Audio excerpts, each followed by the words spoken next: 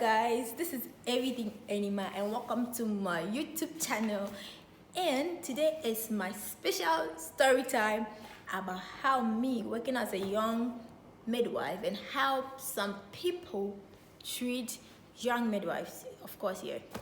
So 3 years ago, that time where I was working, it was like a health center. So it was a smaller, clinic, right? And so we just give like basic health care, but we do antenatal and then we do deliveries, okay? So we do like 24 hours. So I came for night duty. Well, that time I had cut my hair, so I was looking much younger. When you cut your hair, you look young, right? So I had just cut my hair and then I was just feeling myself. I was listening to music. There was no client as at that time, right? So I was there. Call. This lady, she came. She said she's feeling contraction, gravid 1 per hour. She has not given birth before. I'm like, okay. I took your antenatal card. I checked you. You're almost due. Okay, so what's the problem? I said, I have lower abdominal pain and my waist. I'm like, okay, dear, don't worry. You'll be okay, all right?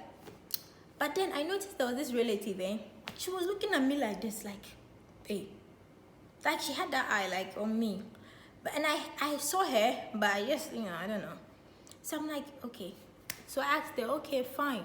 Let me just do some physical examination and some other examination to check if your service is closed or it is opened. I went there, I went to check everything. Her service is closed. Closed though. I'm like, well, your service is closed. So the thing that you're feeling, it could be that it is now about to start. Okay, so do you know what I want you to do?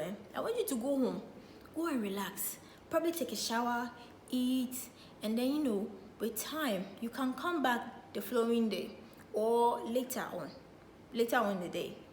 So that is what I said. Then the relative said, what do you mean by we should go and come back? We are not going and we are not coming back. I'm like, please, there's nothing I can actually do for her now. It is only one delivery bed. So what if another client comes? Where will she sleep? She was like, hey, don't tell me that. What do you mean? The way you do, I don't even understand the government. Why should the government go and bring these small girls? And that time, I had worked for like 3 years, right?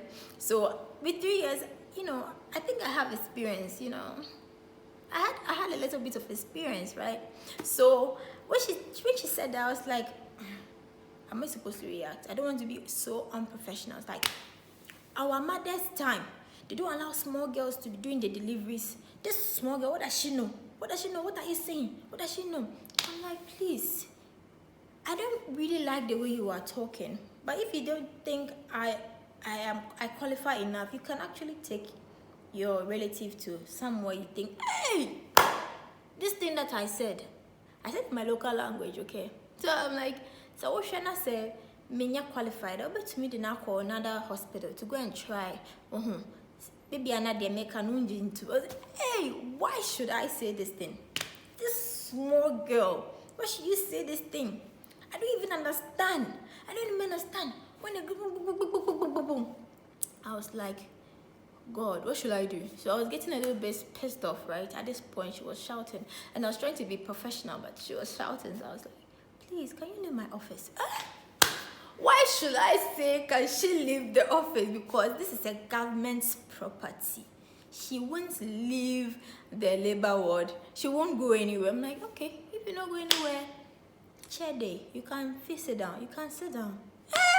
Because I say all these things, I come and see this woman. She dressed me from head to toe.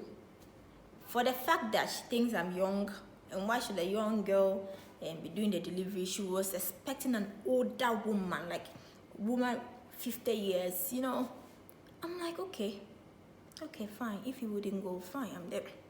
So eventually they decide to leave, okay?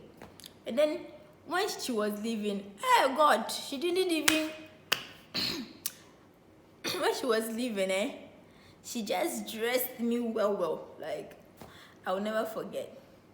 Fine. I mean, it's an experience. Did I cry? Did I think about it? I did think about it, I just like, it doesn't matter. And I was like, should I let my hair go? Because I had just, chopped my hair off that time. So I'm like, should I let my hair go back? What? I mean, I don't know anymore. But you know what? Fast forward, just this last year, I was at my clinic.